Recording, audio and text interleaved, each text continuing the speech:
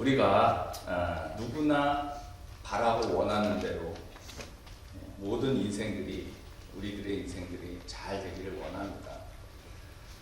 그러나 살다 보면 누구나 원하는 대로 되는 것이 아님을 우리는 경험하게 되죠. 이 가운데에서 나는 내가 가진 비전과 꿈대로 지금까지 살아왔다 라고 자신할 수 있는 분이 몇이나 되겠습니까? 제가 볼 때는 어쩌면 한 사람도 없을지도 모릅니다. 그러면서 자연스럽게 좌절과 절망을 한두 번씩은 그 이상을 우리는 겪게 되는 것이죠. 어떤 분들은 지금도 그런 경험을 하고 계실지도 모릅니다. 영적 생활도 마찬가지죠. 항상 믿음이 좋은 것은 아닙니다. 여러분, 엘리야 하면 어떤 모습이 떠오릅니까? 하나님의 제사장을 죽이고 바알과 아세라를 섬기게 했던 그 아합 왕에게 가서 3년 6개월 동안 비가 내리지 않고 이슬도 내리지 않겠다고 선포를 했고, 사드락 바보에게 가뭄 기간 동안 기름과 밀가루가 마르지 않고 그의 죽은 아들을 살리는 기적을 베풀고, 그리고 바알과 아세라를 섬기는 대제사장들과 함께 그 대결을 벌여서 불을 내리는 신이 참신이다 라는 것을 드러내는 그 갈멜산 대전에서 850대 1로 싸워서 이긴 자 아닙니까? 그리고 기도의 응답으로 3년 6개월 동안 비가 내리지 않았던 그 가뭄을 해결하는 큰 비가 내려지게 됩니다. 이런 능력의 선지자인 엘리야도 믿음이 흔들리니까 하루아침에 확 그냥 무너져 버리고 맙니다. 믿음 좋은 사람에게도 영적인 침체기가 있다는 것이죠. 이것은 바울도 그랬고 다윗도 그랬고 베드로, 스데반도 다 좌절을 경험했습니다. 왜냐하면 이 세상이 악하기 때문에 그렇습니다. 따라서 하나님께서 내가 원하고 바라는 대로 응답하시기도 하지만 반대로 그렇지 않은 경우가 많다는 것이죠. 오늘은 엘리야의 영적 침체와 회복이라는 이 제목으로 말씀을 선포하겠습니다. 열왕기상 18장에 너무나 잘 아는 갈멜산 전투가 나오잖아요. 아합에게 엘리야가 도전을 하고 너희들에게 풍요를 준다고 하는 신들인 바알과 아세라 선지자들 다 끌어서 대결을 벌이자. 그래서 850명을 모아봐라. 그리고 우리 여호와 하나님과 함께 붙어보자. 그래서 불로 응답하는 신이 진짜 신이다 하는 이 갈멜산 영적 전투를 벌이잖아요. 그리고는 850대 1로 바알 선지자, 아세라 선지자들이 막 날뛰면서 칼로 몸을 그어대면서 바알이여 바알이여 해도 응답이 없잖아요. 그러니까 엘리야가 야 너희 신들은 자나보다 좀 더 크게 불러라. 조롱 섞인 이야기를 하고 아무리 불러도 대답이 없는 겁니다. 응답이 없는 겁니다. 그런데 여호와가 엘리야의 차례가 돼서 여호와의 이름을 부르자 하늘에서 불이 내려 제단을 확 불살라 버리죠. 아마도 열왕기상 18장은 모든 그 예수 믿는 사람들이 이처럼 되기를 원하는 이 가장 하이라이트 중에 하이라이트 아닌가 생각됩니다. 나도 이런 하나님의 살아계심이 내 인생에 드러났으면 하는 마음이죠. 북이스라엘에서 아합이라고 하는 가장 악한 왕의 콧대를 꺾을 수가 있었고, 게다가 850대 1이라고 하는 수많은 바알과 아세라 선지자들을 대결에서 이겨서 그들을 다 칼로 죽여버립니다. 그러니까 이쯤 되면 승리도 엄청난 승리 아니겠어요? 그것도 이스라엘 백성들이 다 보는 앞에서 하나님의 살아계심이 증거된 것입니다. 그리고 엘리야의 믿음 선포와 기도의 응답으로 3년 6개월 동안 내리지 않던 비가 내리면서 영적인 전투의 승리로 마감하는 것이 이 열왕기상 18장이에요. 이쯤 됐으면 엘리야가 어떻게 생각했겠어요? 야, 이제 다 됐다. 끝났다. 이 전쟁은 끝났다. 이제 우리 이스라엘 백성들은 바알과 아세라 우상신을 떠날 것이고, 아합은 회개하고 이스라엘도 눈물을 흘리면서 하나님의 제사장들을 죽이고 우상을 섬기도록 했던 것에 대해서 제가 잘못했습니다 이러면서 엘리야한테 회개하고 그럴 것이라고 생각했죠. 하나님의 정의가 이 땅에 회복될 것이다 라는 기대가 충만하지 않았겠습니까? 그게 열왕기상 18장 이후에 결론이 되어야 마땅합니다. 그런데 오늘 19장은 전혀 다른 결론이 나와버립니다. 여러분, 이게 중요합니다. 성경을 읽을 때 18장만 딱 떼어서 읽으면 와, 할렐루야, 하나님이 이러셨다, 우리는 승리했다, 고생 끝, 행복 시작, 이렇게 끝나면 얼마나 좋겠습니까? 해피엔딩 같지만 하나님의 말씀은 열왕기상 18장으로 끝나지 않는다는 것을 보여주고 계세요. 중요한 건 19장으로 넘어가죠. 때론 우리의 일상이 열왕기상 18장과 같은 승리가 존재할 수도 있어요. 어쩌다 한 번, 많으면 두 번, 세 번 이길 수가 있죠. 그러나 이런 큰 승리로 과연 내가 달라집니까? 사람들이 달라집니까? 가족들이 달라집니까? 아닙니다. 가족은 둘째치고 사람들은커녕 나조차도 안 달라져요. 아무리 큰 승리를 경험해도 나도 하나 안 달라지는 연약한 인생임을 고백합니다. 그게 우리들이 모습이라는 것입니다. 성경은 우리 인간을 정확하게 알고 있고 정확하게 말하고 있습니다. 아무리 850대 1, 8500대 1, 8만 5000대 1 승리를 거둬도 안 바뀔 때가 많다라는 것입니다. 이게 19장의 내용입니다. 오늘 본문 1절에 보니까 아합이 엘리야가 행한 모든 일과 그가 어떻게 모든 선지자를 칼로 죽였는지를 이세벨에게 말하니, 이렇게 말하고 있어요. 아합 왕이 갈멜산 그 대첩에서 살아계신 하나님을 제대로 봤다면 뭐라고 해야 맞겠습니까? 엘리야가 행한 모든 일이 아니라 누가 행한 일이요? 하나님이 행하신 일, 이렇게 나와야죠.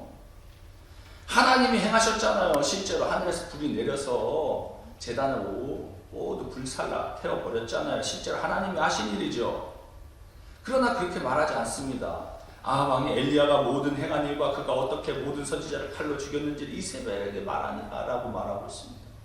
그러니까 아합에게서는 이 갈멜산 사건이 전혀 와닿지 않는 거예요. 하나님이 하신 일이라고. 이 사건은 어쩌다가 엘리야를 잘못 만나가지고 저거 그냥 나쁜 선지자 엘리야가 기근을 선포하는 바람에 3년 6개월 동안 비가 오지 않더니만 저 나쁜 엘리야 선지자가 그냥 850명 우리의 선지자를 다 죽여버렸네. 이런 악행을 엘리야가 행했다. 엘리야만 죽이면 되는데 저걸 못 죽였네. 그냥 아쉬운 거죠. 아합 왕은 전혀 달라지지 않았습니다. 여러분, 이게 현실이에요. 그 어마어마한 승리를 거뒀지만 아합 왕은 꿈쩍도 하지 않습니다.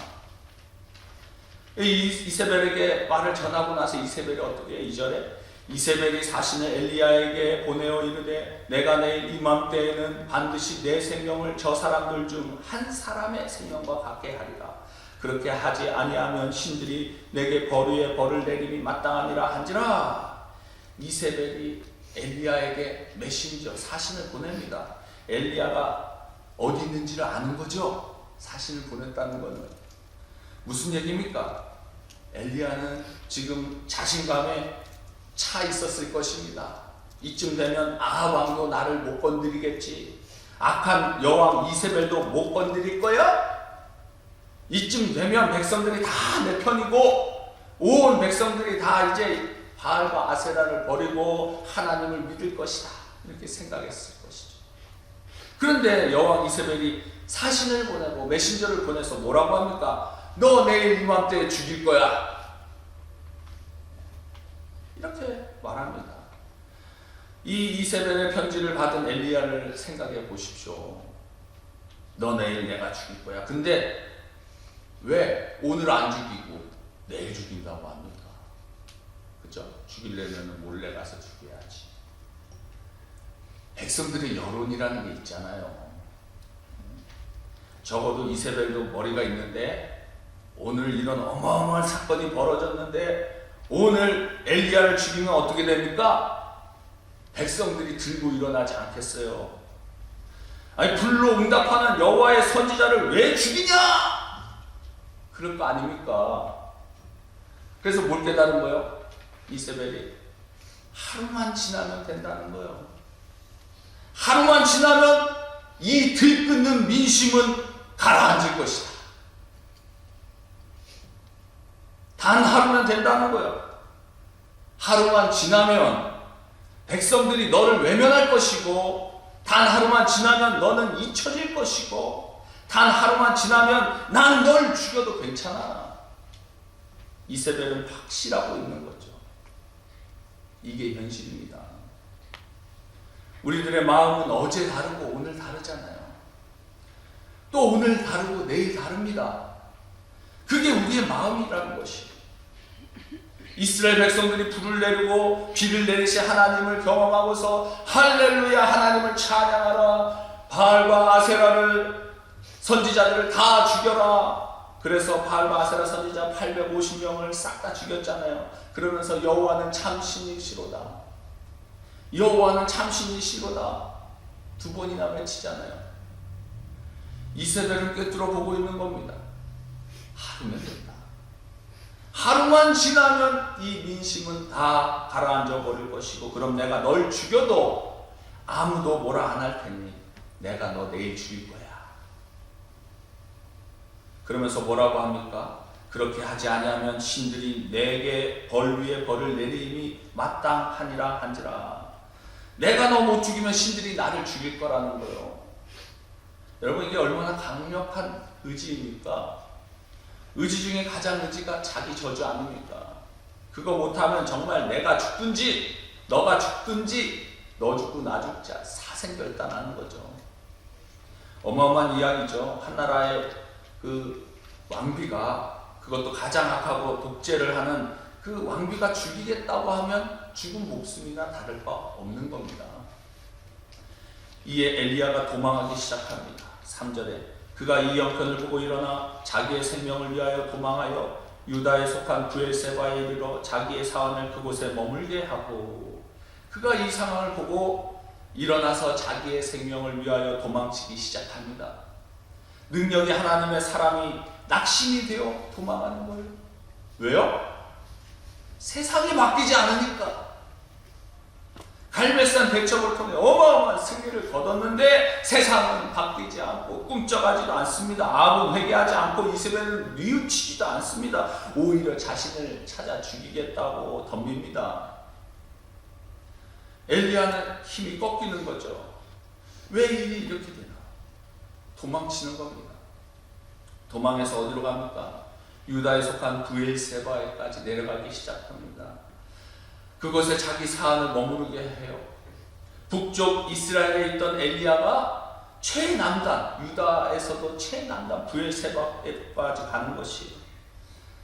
쉽게 말하면 땅끝으로 도망간 겁니다.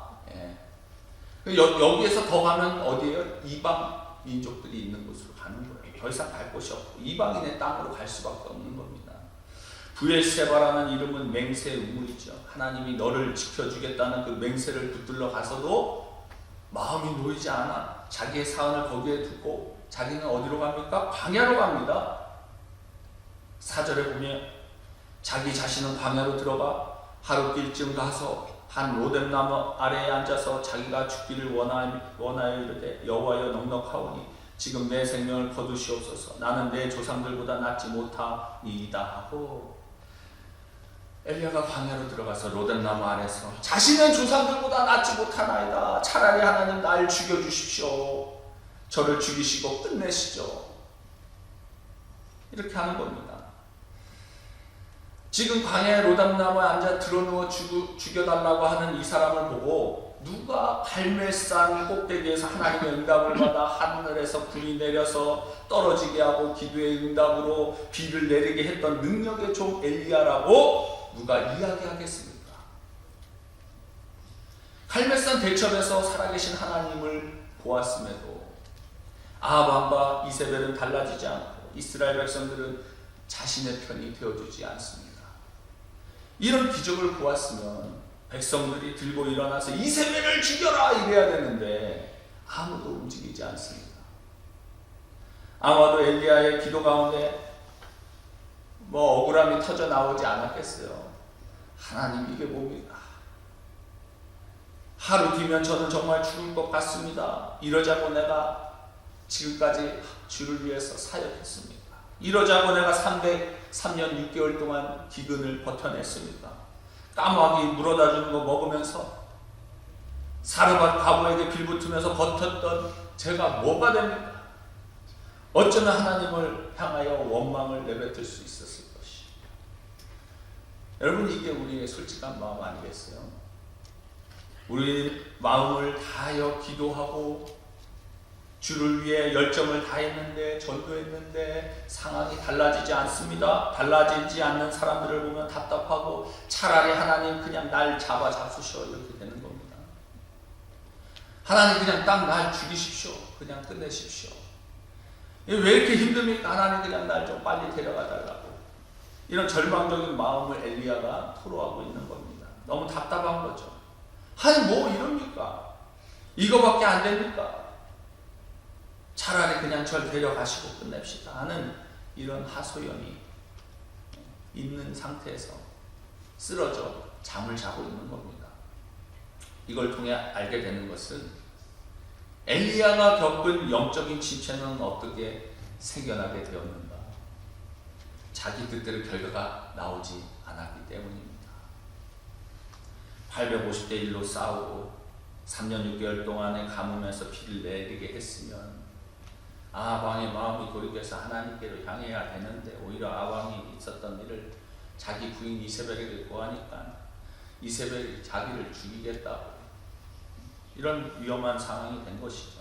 내가 이렇게 바알 아세라 선지자들과 싸워 승리했고 그리고 기도의 응답을 도전해서 하나님의 하나님 되심을 드러냈으니 적어도 하나님의 백성들, 이스라엘 백성들이 나를 도와주겠지. 그런데 이세벨이 사신을 보내서 내일 이맘때 너를 죽이고 말겠다 하는 최후 공격을 받자 그는 무너진 것입니다.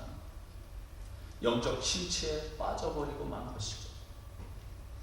자신이 생각했을 때는 아방과 이세벨이 회개하고 백성들이 돌이키고 하나님으로부터 어떤 칭찬과 보상도 받기를 원했는데 원치 않는 결과로 인해서 영적인 침체에 빠져서 자기의 신세를 한탄하며 죽기를 바라고 구했던 것입니다. 우리도 마찬가지 아닙니까? 어떤 사람이 갑자기 우울한 감정에 사로잡히고 영적인 침체에 빠지는 것입니까?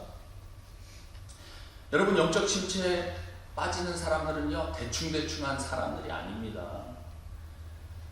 열심히 신앙생활 한 사람들이 빠지게 되어 있는 거예요. 대부분 영적인 침체를 경험한 사람들은 다른 사람들보다도 더 많은 시간과 물질을 들이고 더 많은 헌신과 충성한 사람들입니다.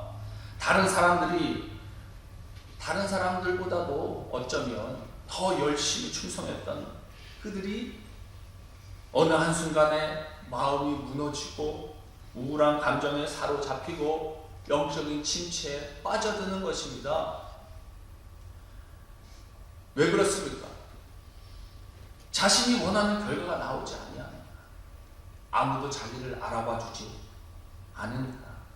내가 이렇게 헌신하고 충성했는데 왜 이런 결과가 나오는가?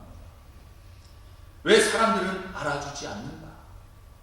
알아주지 않는다는 섭섭함뿐만 아니라 내가 그렇게 충성하고 헌신했다면 내 인생 가운데 정말 하나님께서 특별한 은혜를 베푸셔서 이제 막힌 것 없이 계속적으로 열리는 역사가 일어나야 하는데 반대로 꼬이기만 하고 문제가 발생되어지고 그럴 때 하나님에 대한 섭섭함, 하나님에 대한 원망, 여러분 이런 것들이 겹치면서 우리에게 영적인 침체가 다가오게 되는 것입니다.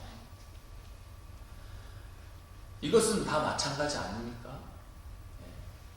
결혼을 해서 아이를 낳고 요즘에는 남편 혼자 돈을 벌 수 없잖아요.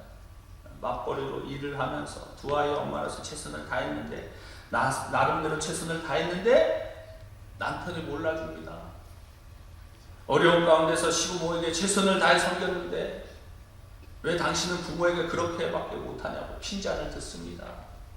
자식 뒷바라지 위해서 정말 몸이 부서지나 최선을 다했는데 자녀가 부모의 마음을 이해해주지 못합니다. 그럴 때 실족하게 되는 거예요. 마음이 무너지는 겁니다. 우리의 마음이 흔들립니다. 여러분 그렇습니다. 사람들은요, 사랑하는 사람들로부터 인정받지 못하고 내가 행한 일에 대해서 정당한 보상을 받지 못하면 자기 연민에 빠져들고 영적인 침체에 빠져드는 겁니다.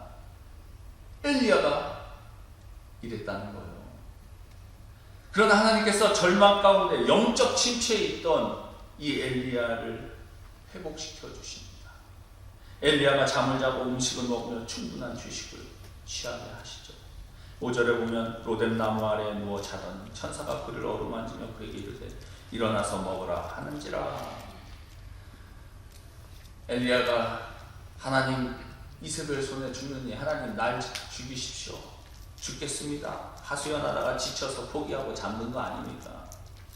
이것을 보게 되면 근심과 걱정으로 가득한 상태에서 다 포기하고 하나님 날 죽여달라고 내려놓으니까 잠을 자고 있는 엘리야의 모습을 보게 됩니다. 여러분 걱정과 근심이 많으십니까? 하나님 앞에 하소연이라도 하시기 바랍니다. 이게 중요한 거예요. 하나님 앞에 하소연하니까 그래도 잠을이라도 잘 수 있지 않습니까? 네? 여러분 밤에 주무실 때 하나님 앞에 죽여달라고 하소연한 이 엘리야가 잠을 잔 것처럼 때론 억울하고 살 소망이 없다 할지라도 하나님께 하소연하면 잠을 잘 수 있게 될 줄 믿습니다. 엘리야가 하나님께 하소연하다가 누워 자는데 천사가 나타났잖아요. 하나님이 보낸 천사가 숯불에 구운 떡과 물을 줍니다. 엘리야가 처음에 몰랐어요. 잠결에 일어나 보니까 천사는 간대없고 숯불에 구운 떡이 있고 물이 있는 겁니다. 어디서 났는지도 모르고 엘리야가 다 귀찮고 싫은데 음식이 있으니까 일단 먹고 또 자는 겁니다. 또다시 천사가 나타나서 물과 음식을 제공합니다. 여러분 사람이 탈진하면요 먹이고 재워야 합니다. 할렐루야. 왜? 하나님이 어떤 이야기도 하지 않으십니다. 일단 먹이시고 재우시고 휴식을 취하게 하시고 그리고 엘리야가 호렙산에서 찾아와서 하나님을 만나게 됐죠. 바로 모세가 하나님을 만나 그 계명을 받은 자리가 이 호렙산, 신의 산입니다. 같은 산이에요. 신의 산 호렙산. 하나님을 만나 하나님과의 계약을 맺은 자리, 애굽의 왕자로 살다가 살인자가 돼서 80살이 되어 아무도 찾지 않는 힘없는 노인으로 살던 모세를 만나 주었던 장소가 이 호렙산입니다. 사명을 받은 자리가 호렙산입니다. 너무 힘들면 너무 괴로우면 말씀이 안 들리니까 일단 먹이고 재워서 하나님의 호렙산으로 불러 하나님께서 이 엘리야에게 말씀하시는 것이 등장합니다. 그게 9절과 13절인데요. 이 같은 내용입니다. 13절에 보면 엘리야가 듣고 겉옷으로 얼굴을 가리고 나가 굴러기에 서매 소리가 그에게 임하여 이르시되 엘리야야 내가 어찌하여 여기 있느냐. 하나님께서 세미한 음성으로 엘리야를 불러내십니다. 엘리야야 내가 어찌하여 여기 있느냐. 이 말은 엘리야를 꾸중하고 나무라는 음성이 아닙니다.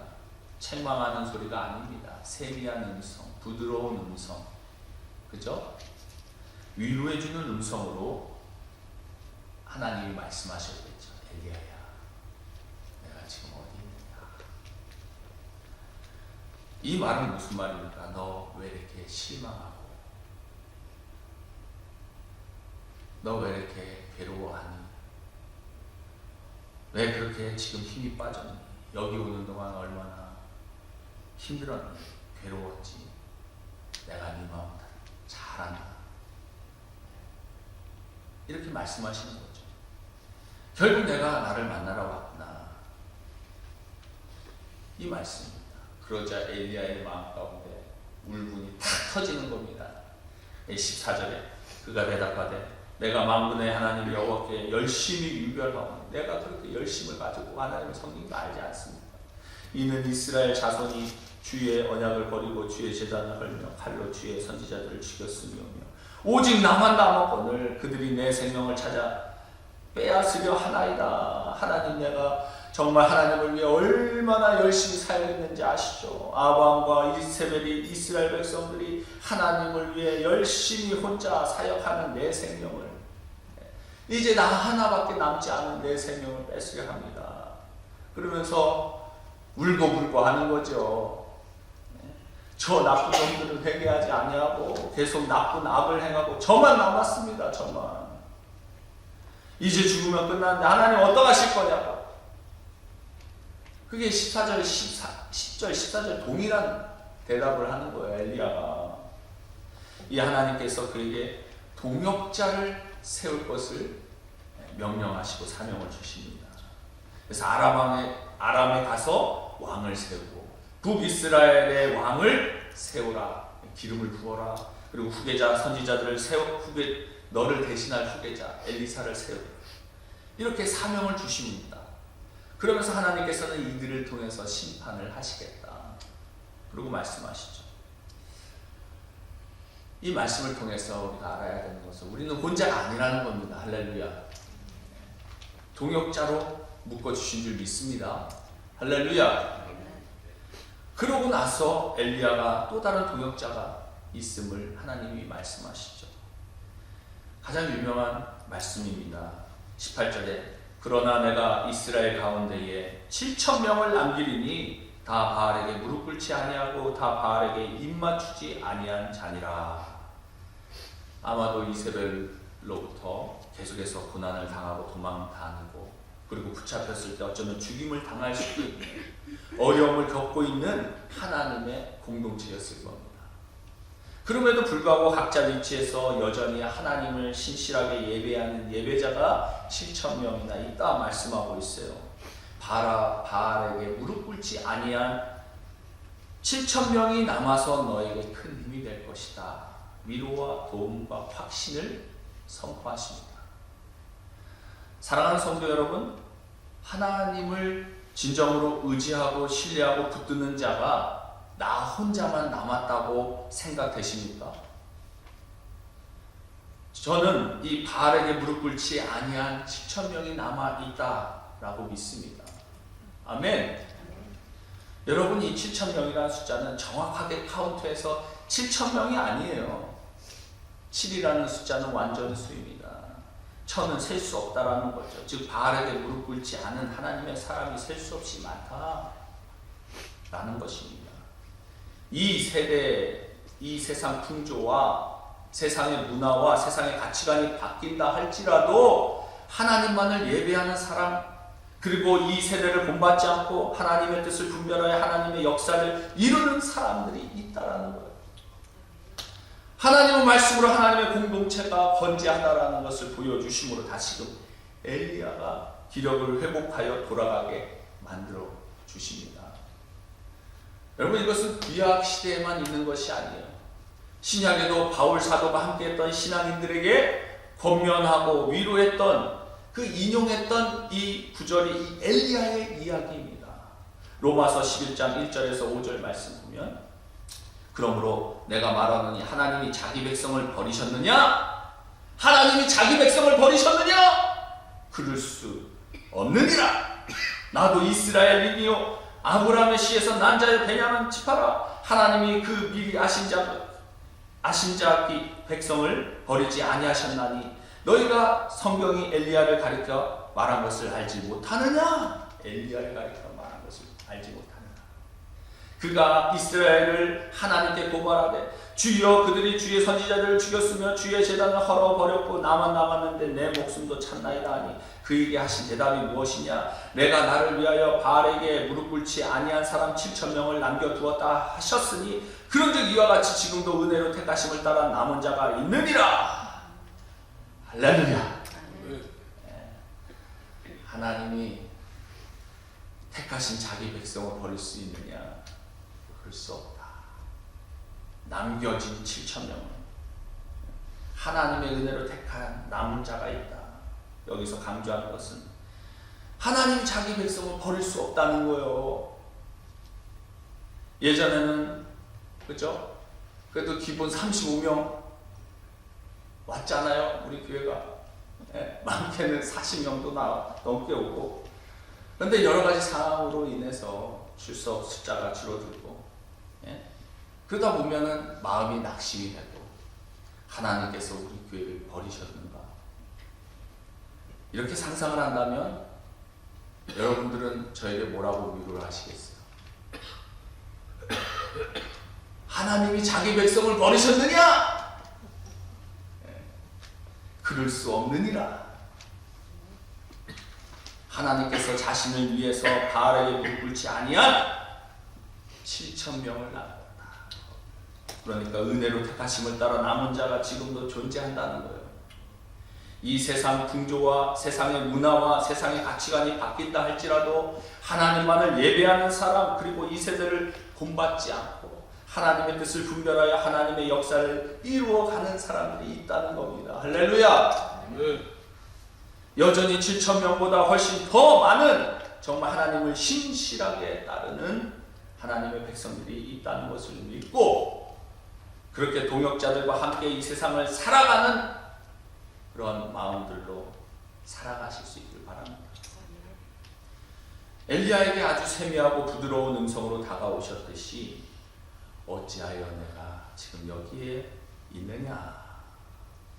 이 음성은 아마도 오늘 낙심하고, 오늘 힘들어하고, 예배를 힘들어하고, 그리고 신앙생활 자체를 힘들어하는 모든 사람들에게 부드러운 음성으로 하나님이 말씀하시는 것입니다.